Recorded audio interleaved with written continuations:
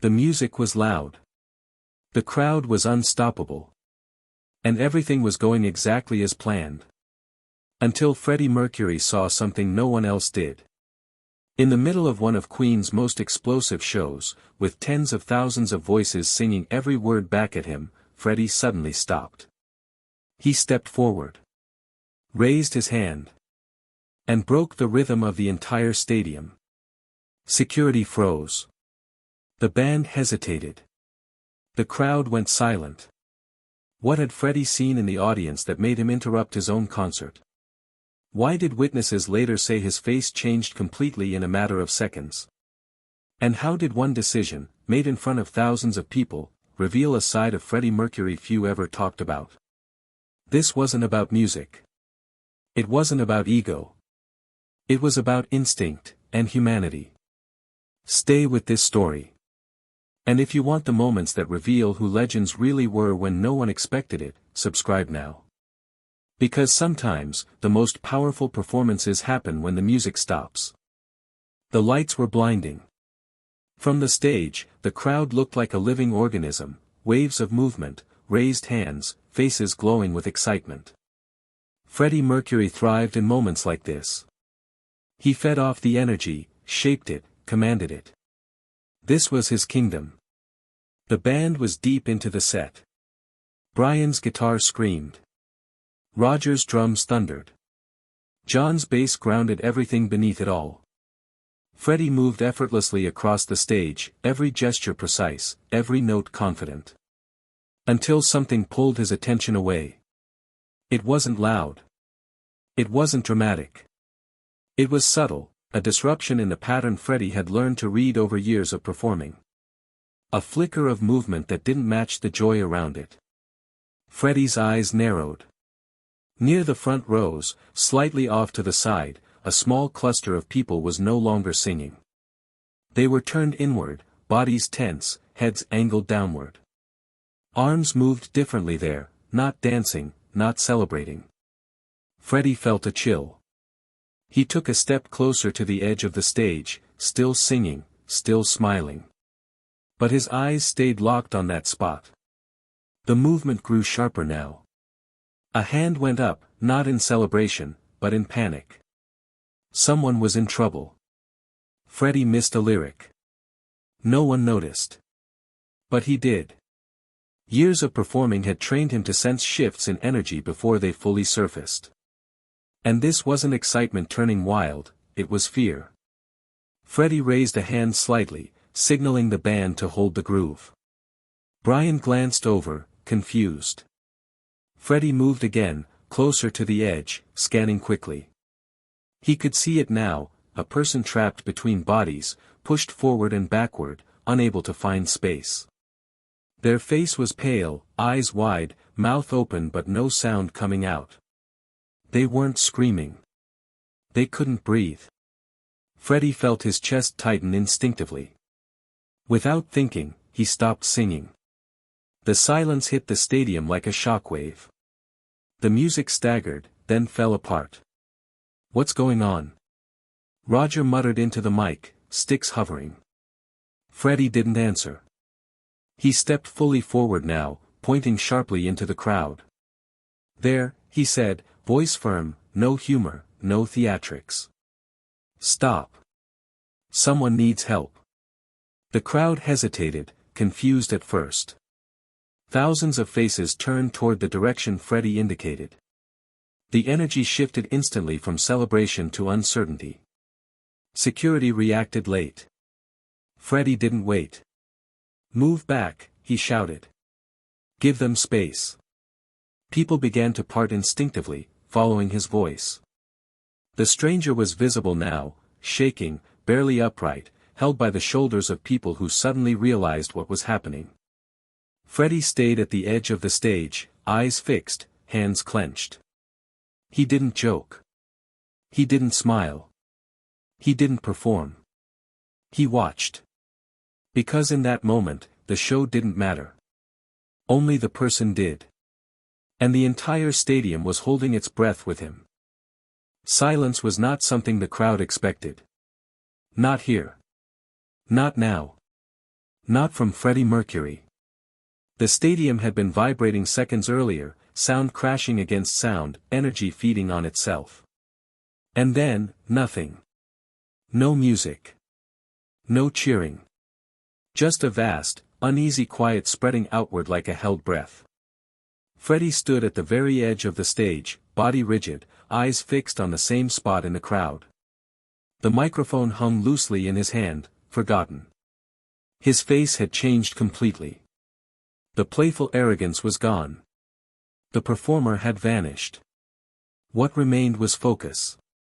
Security guards began pushing through the audience, radios crackling, voices sharp with urgency. People moved aside, some confused, others suddenly alarmed. The stranger was slumped now, barely upright, supported by hands that moments earlier had been pushing instead of helping. Freddie didn't look away.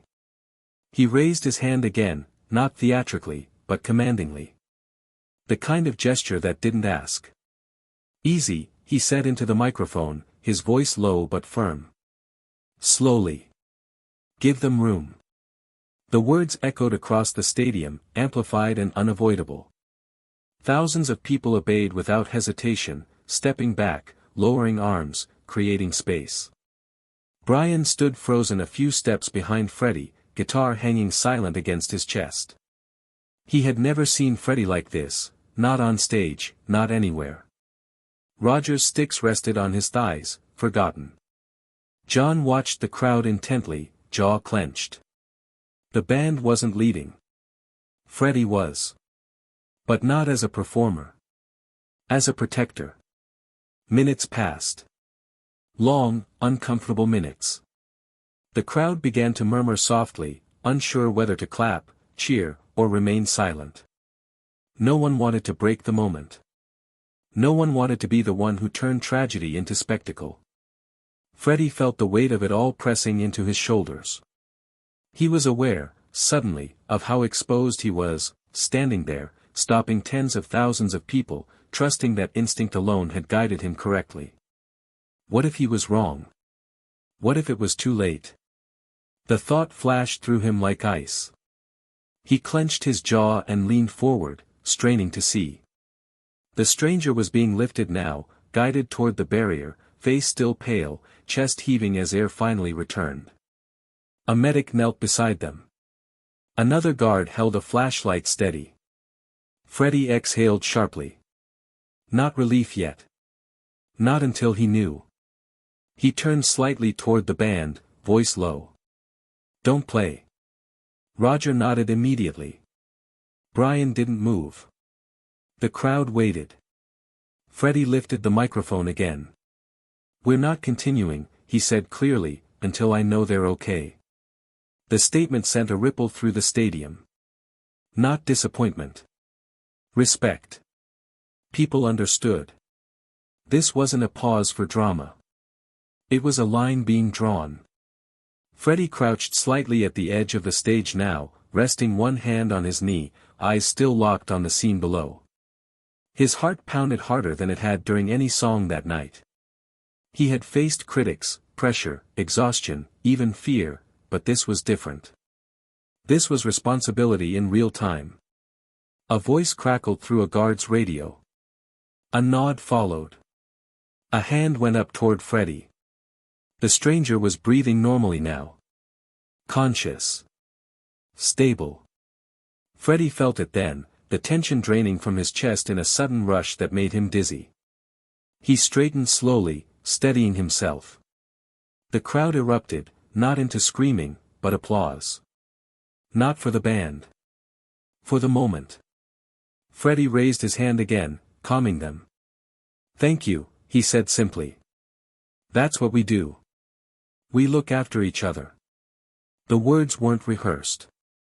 They were instinct. The band slowly took their places again, but something had changed. The air felt heavier. More real. Freddie turned back toward the crowd, scanning faces, not as an entertainer now, but as someone deeply aware of how fragile celebration could become. The music resumed eventually. But the show was no longer the same. Because everyone there had witnessed something unexpected. Freddie Mercury, at the height of his power, choosing humanity over momentum. And that choice would stay with him long after the applause returned. When the music finally returned, it sounded different to Freddie. The notes were the same. The tempo was right. The crowd was louder than ever. And yet, something inside him had shifted. Freddie sang again, moved again, commanded the stage with the same physical confidence he had always possessed. To anyone watching, the interruption had become part of the legend, a dramatic pause in an already unforgettable night. But inside Freddie, the applause landed strangely. It didn't lift him. It weighed on him. As the crowd roared, Freddie felt a tightness in his chest that had nothing to do with adrenaline. His heart was still racing, not from performance, but from what could have happened. From the image that wouldn't leave his mind, a pale face in the crowd, eyes wide with panic, a body failing in the middle of celebration. He missed a step. Recovered instantly. No one noticed. Brian glanced over, sensing something off. Freddie caught his eye and nodded, "I'm fine," but the reassurance felt thin even to himself. Between songs, the crowd cheered his name louder than before. Freddie. Freddie. Freddie. He smiled. Raised an arm. Let them have the moment. But the chant didn't thrill him the way it usually did. Because he wasn't thinking about how powerful he looked. He was thinking about how easily things could break. Freddie had always believed that the stage was a place of control, a space where chaos bent to his will. Tonight had challenged that belief. It had shown him how fragile the line was between joy and danger, between spectacle and responsibility. And it scared him. Not because he regretted stopping the show. But because he realized how much that choice had mattered.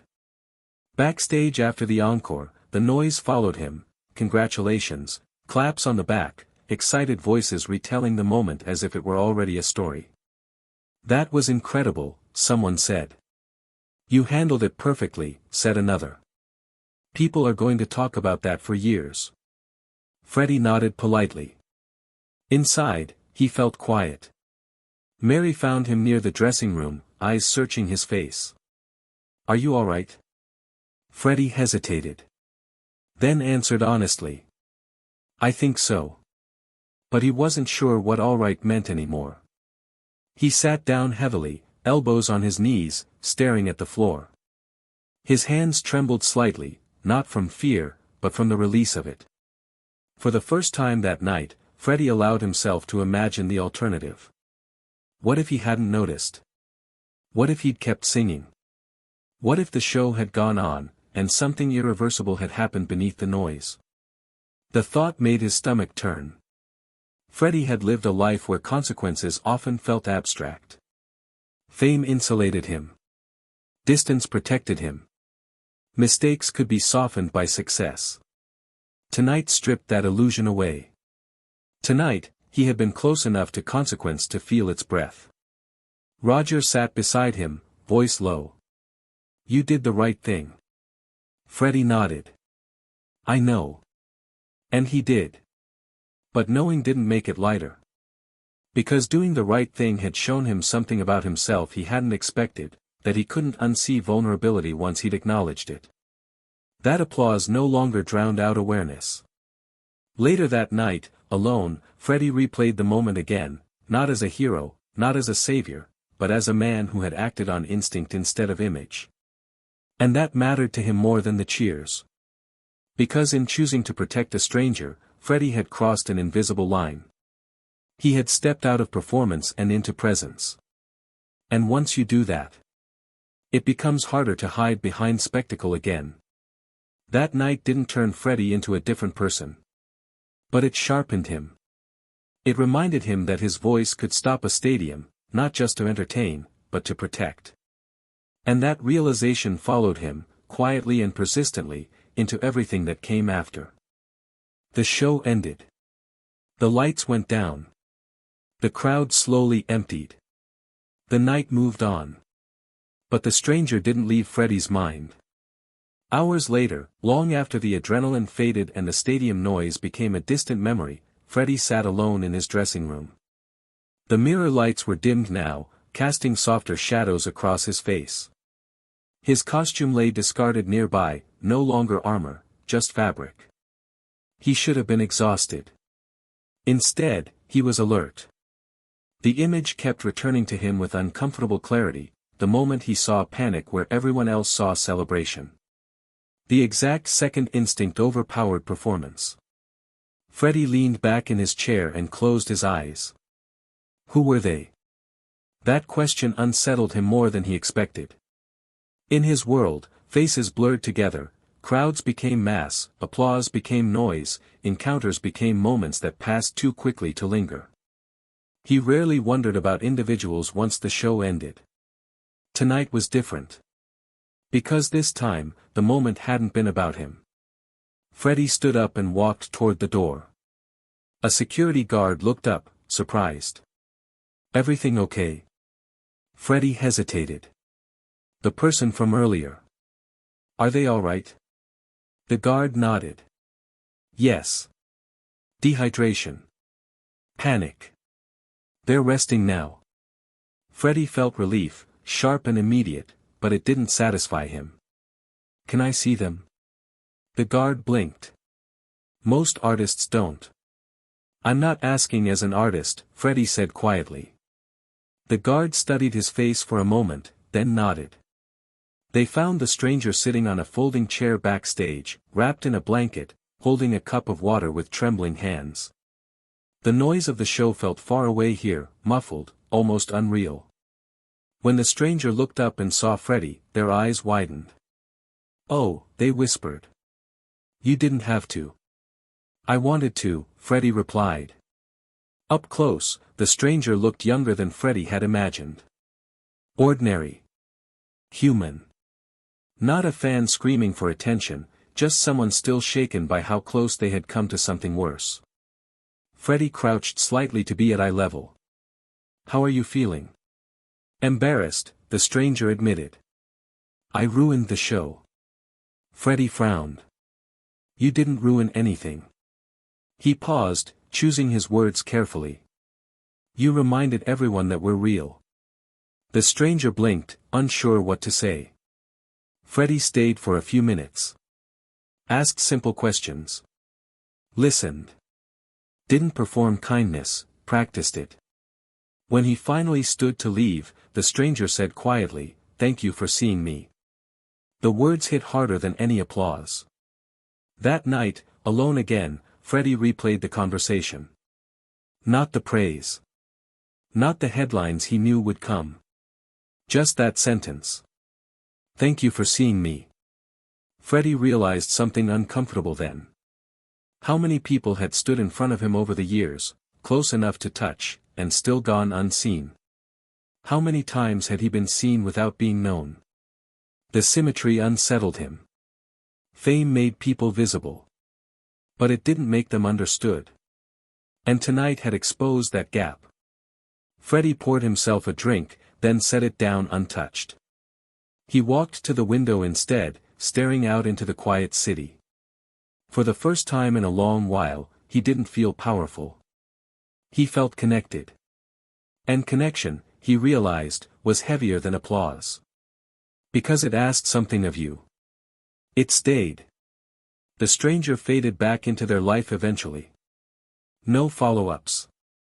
No dramatic reunion. No storybook ending.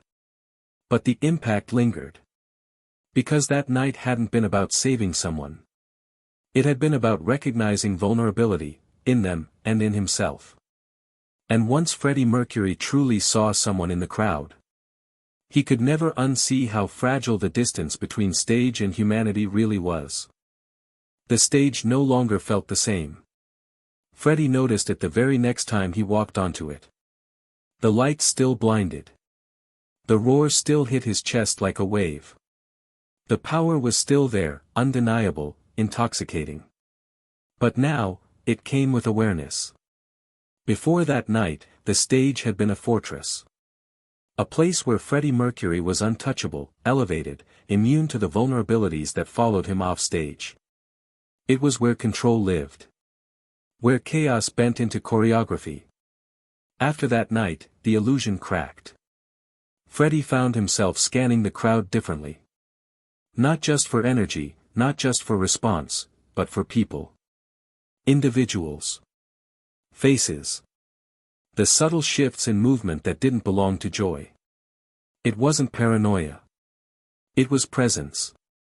He still performed with fire. Still commanded attention. Still turned thousands of people into one breathing organism with nothing but a microphone and instinct. But beneath the bravado, something quieter guided him now. Responsibility. The realization unsettled him at first. Freddie had always believed the stage existed for escape, for both him and the audience. A place where pain dissolved into sound, where personal weight could be exchanged for collective release. But now he understood something more complex. Escape didn't erase reality. It suspended it. And suspension came with limits. During one show, Freddie noticed a small disruption near the back, nothing serious, nothing alarming. Still, his body reacted before his mind did. His voice softened. He slowed the tempo. Gave the crowd space without calling attention to it. No one noticed. Except him. Backstage later, Brian commented casually, "You paced that differently tonight." Freddie smiled. "Did I?" "Yes. In a good way." Freddie didn't explain. He wasn't sure how to put it into words. How do you explain that once you realize your voice can stop a stadium, you carry that knowledge everywhere? How do you admit that power becomes heavier once you understand its reach? The truth was, Freddie no longer saw the crowd as something to conquer. He saw it as something to hold. That shift didn't weaken him. It deepened him. Moments of silence began to appear in his performances, not planned, not rehearsed. Pauses where he let the crowd breathe. Where he listened instead of pushed. The audience responded instinctively. They leaned in. Freddie felt it, that fragile, rare thing that only happens when performance turns into communion. And it terrified him. Because communion demanded honesty. And honesty required vulnerability. Some nights, alone afterward, Freddie questioned whether he had crossed a line he couldn't step back from. Whether awareness would dull the edge that had made him legendary. But each time doubt crept in, he remembered the stranger's face. The fear. The relief. And he knew. This wasn't limitation. It was expansion. Freddie Mercury had always been larger than life. Now, he was closer to it. He began to understand that the stage wasn't just a platform. It was a responsibility, not to entertain endlessly, but to remain awake. To notice. To care. That didn't make the nights easier. It made them real. And real, Freddie realized, stayed with you long after the applause faded. The stage still gave him everything it always had, energy, expression, release. But now, it also gave him something else. Meaning. And once meaning enters the room, there's no going back to performance alone. Freddie never spoke publicly about that night. There were no interviews. No anecdotes told with a laugh. No dramatic retelling framed as heroism. And that was intentional. Some moments, Freddie believed, lost their meaning the instant they were turned into stories. This was one of them. From the outside, life continued as usual. Tours moved forward. Performances dazzled. Freddie Mercury remained the force of nature people expected, charismatic, commanding, seemingly untouched. But privately, something fundamental had settled into him. Not guilt. Not pride. Awareness. Freddie became quieter in ways most people didn't notice. He listened longer. He interrupted less. He observed the room before taking it over. Fame had trained people to look at him constantly, but now, he looked back. Not with suspicion. With care. There were nights when the weight of it surprised him. When he realized how easily things could tip. How thin the line was between celebration and collapse. How a single moment of attention, or neglect, could change everything for someone lost in the noise. That knowledge stayed close. It followed him into rehearsals, into conversations, into solitude. It didn't make him fearful. It made him deliberate. Freddie began to understand something few performers ever confront honestly, that the power to move people came with the responsibility to see them. Not as a crowd. As individuals. He never tried to become a symbol of that responsibility. He didn't want it mythologized. The stage was already full of myth. What he wanted, quietly, was truth. Sometimes, late at night, he thought back to the stranger backstage. The way gratitude had been simple. Undramatic. Real. Thank you for seeing me. The words echoed longer than applause ever had. Freddie realized then that being seen wasn't about recognition. It was about acknowledgement. And in acknowledging someone else's vulnerability, he had brushed up against his own. That night had reminded him that despite the lights, despite the distance, despite the legend, he was still human. And so were they. The lesson Freddie carried forward wasn't about stopping shows or commanding crowds. It wasn't about heroism or sacrifice. It was quieter than that. It was the understanding that presence mattered more than performance. That awareness could coexist with brilliance. That caring didn't weaken art, it deepened it. Freddie Mercury never lost his fire. He never dimmed his voice. He never stepped away from the intensity that made him unforgettable. But beneath it all, something steadier took root. A sense that the stage wasn't just a place to be adored. It was a place to be awake. And once you learn to be awake, you don't unlearn it. Long after that concert, long after the stranger returned to their life, long after the story faded into anonymity, the impact remained, not as memory, but as orientation. Freddie moved through the world with a little more gravity. A little more patience. A little more care. And that, unseen, uncelebrated, unrecorded, may have been one of the most meaningful performances he ever gave. Because sometimes, the moments that define us are the ones we never talk about.